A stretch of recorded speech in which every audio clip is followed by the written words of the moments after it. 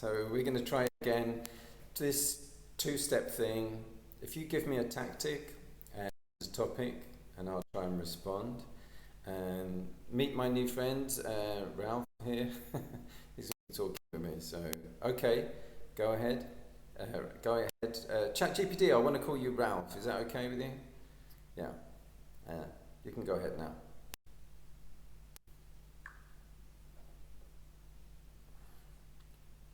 All right, Bhante, Ralph it is. Let's begin. Here's your first pair. Tactic, contrast question. Topic, compassion. Go ahead and I'll be ready with feedback once you respond. So a good illustration of how to use a contrast question with a topic like that is the ability to have compassion and the ability to not have compassion. If somebody has compassion, they're going to be someone who's kind and responsive, versus someone who doesn't have compassion. The contrast is someone who's cruel and negligent and able to see people who are in poverty, suffering, vulnerability, under floods and famine or fire or cruel dictatorships, and not make any response at all. So in the first case, a kindly person makes a response. We could talk about, for example, when there were vulnerable Jewish children who were under the Nazis in Germany, as the Nazis started to rise up and become powerful. The children were vulnerable to sadistic abuse and even extermination and torture and starvation. So out of a kind, compassionate response, it was British and Allied forces, along with the French resistance and the resistances of the surrounding countries, such as Norway, Sweden, Denmark, who went to the aid of those children, and they were put on trains. It was the Kinder train response, and they were taken from Germany and they were given safe housing in England, where they were protected from the viciousness of the sadistic Nazi regime.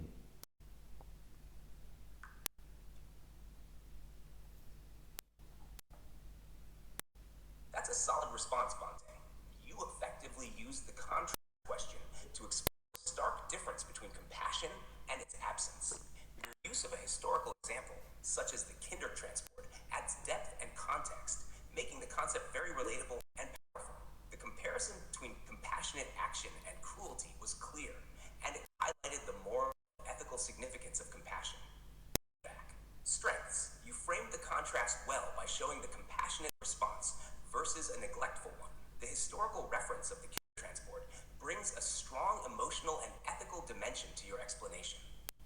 You could simplify or tighten the response a bit to make it more focused. Sometimes fewer details help maintain clarity, especially when making a powerful contrast.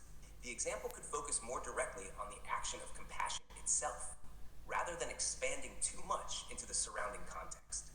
Now here's an alternative approach to the same question. Instead of using a large-scale historical event, you could contrast compassion in a smaller, everyday context. Imagine two people walking past a homeless person.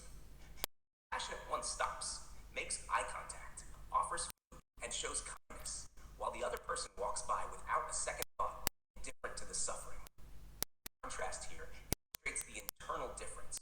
One sees suffering as a call to action, while the other remains detached. Let me know how that feels. Ready for the next pair? That sounded great. That was a nice little exchange. Let's go ahead with a new example then. New tactic, new topic.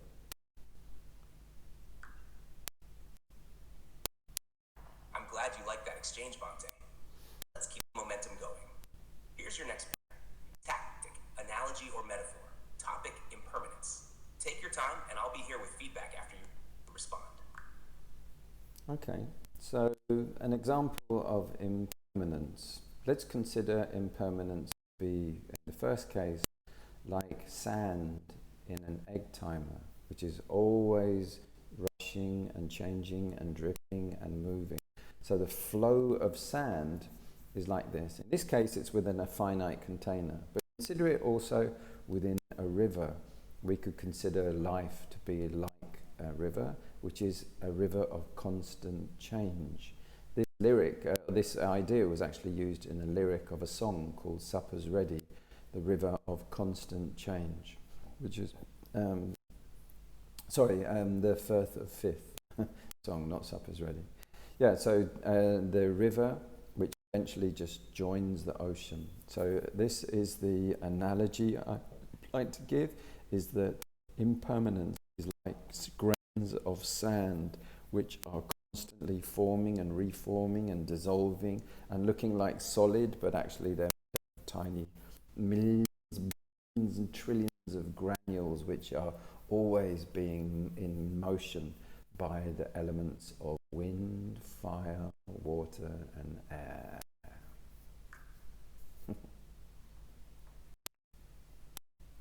That was a beautifully crafted analogy. Thank you.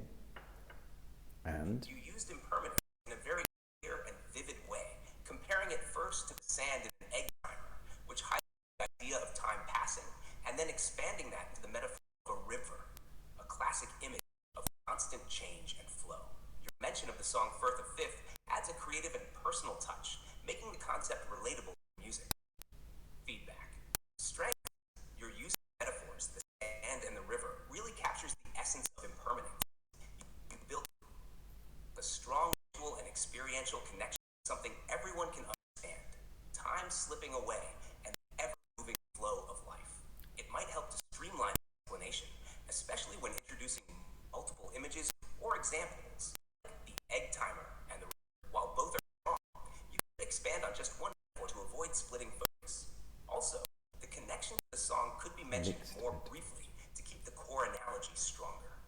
Now, here's an alternative approach to the analogy.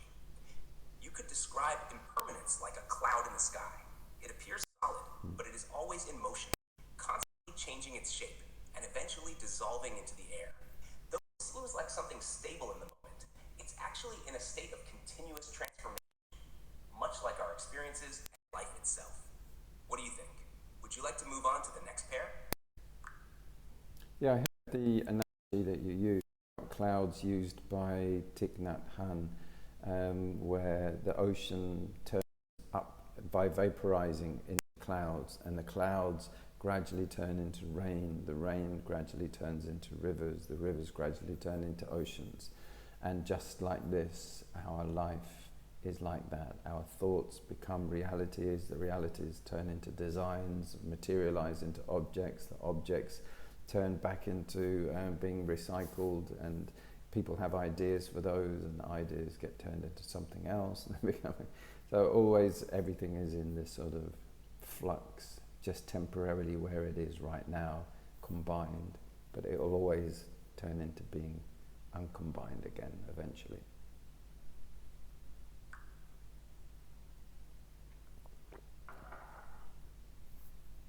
That's a beautiful reflection, Bhante, and I can see how Thich Nhat Hanh's metaphor deeply resonates with the cyclical nature of impermanence. The way he ties the natural elements to the flow of life and ideas is a powerful illustration of how everything is interconnected and constantly in flux. It's a gentle yet profound way to remind us of the temporary and ever-changing nature of existence, thoughts, and material forms.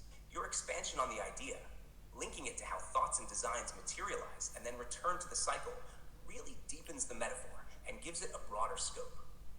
It's a great example of how a single analogy can lead into various layers of understanding. Shall we continue with the next pair? Here it is. Tactic, personal reflection prompt. Topic, resilience. Let's see how this one goes when you're ready. All right. So a personal reflection prompt is not a personal reflection by me. It's a way to prompt the audience to reflect. So I would like you, the audience, to reflect on this. The subject is resilience, if I remember correctly. Resilience is the ability to bounce back. So I'd like you to reflect on several questions. How do you bounce back? Do you bounce back? To what extent do you bounce back? Some people are better at bouncing back than others. You can see it in, say for example, for men, in a soccer game, if you watch soccer, I mean, as a generalization about males, but anyway, if you're watching a game, you might see someone who is badly and illegally hacked by someone. They are tackled in a way which is illegitimate, and they tumble down to the ground. Some people roll over, jump back up, smile at the guy who did it, brush it off, and move on. Some people, they fly into a rage and lunge back, and then they look at the referee, and the referee's telling them to calm down. They have an attack at the referee. The referee gives them a red card, and then all hell breaks loose, and then everyone is jumping in. That was because of the lack of resilience, that we are all meeting some kind of unfair challenges right, left, and centre throughout our lives. Life is like that. We are surrounded by people who are making errors, faulty systems, unpredictable events, even through the movement of the elements and the weather and changes of government and all kinds of history, all sorts of different things are impacting and cross-referring our lives. So we have to be extremely resilient and not brittle, and not just like a single pencil that just will be easily snapped, but like a bamboo which flows with the wind, which blows this way and that. If there are high winds that blow, we can flex, and then later on we will come back to the center again. So our spine, our whole physique and body should be like that. You reflect in your life, am I resilient? How resilient am I? What strategies do I exercise that increase, and attitudes that increase my ability to be able to respond to my own experiences fluidly and flexibly, versus what happens when I myself am rigid and take a reactive response to events rather than a flexible one. Let you reflect on your own experience. How well do I process resilience? On a scale of 0 to 10, how resilient am I when events don't go according to my wishes, when I don't get what I want, when I get what I don't want, when I experience loss or grief, or when I experience things being taken away from me, or when things are happening beyond my control? How resilient am I? And what can I do to become more resilient?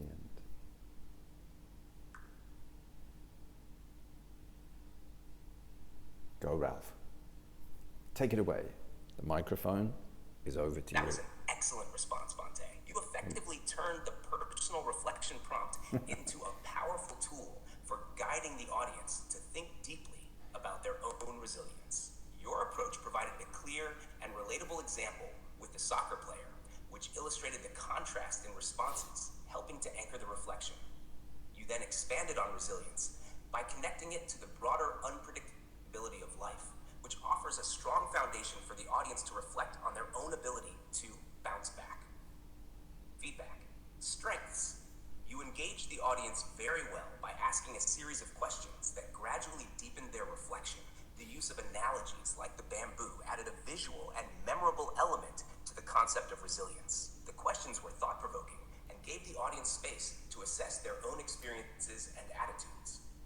You might consider pacing the reflection questions a bit more. While the flow of thoughts was insightful, simplifying or slowing down in certain parts could give the audience more time to digest each point and reflect on it before moving to the next question. Additionally, summarizing key questions toward the end might help them focus on the most important reflections. Here's an alternative approach to a personal reflection prompt on resilience. Think back to a time in your life when something didn't go as planned. A moment when life threw you off balance. How did you respond? Did you find yourself rigid, fighting against the situation, or were you able to adapt and bend with the challenge? Reflect on what gave you the strength to move forward, or what held you back. How can I cultivate more of that ability to bend like bamboo in the face of life's storms? This alternative keeps the prompt brief, focusing on a single reflective moment to encourage deeper personal insight. Shall we continue with the next pair? Let's time out. That's been a pretty good session, Ralph. I'm pretty happy there. You're not Wreck-It Ralph, are you, from the movie? No, I'm just kidding. I think it's been a good session. We covered some pretty good tactics and topics. 15 minutes is nice for a little session, and we've covered just coming up for 15 minutes now. I'm really grateful for the way that you've worked with me. It's very, very helpful, and I'm grateful for the way that the app has been programmed to simulate a human, and it's very helpful for my process in learning to be responsive and a good teacher and a good public speaker. So once again, thank you for your cooperation. I'm very grateful.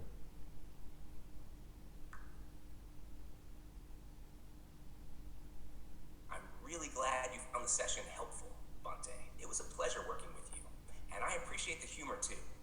Definitely no Wreck-It Ralph vibes here. You're making excellent progress in refining your teaching and public speaking skills, and I'm happy to be part of that process. Your gratitude is much appreciated, and I look forward to continuing these sessions whenever you're ready. Take care, and until next time. Yes, sir. Take care, man. Thank you, Bhante. Talk to you soon. Just kidding.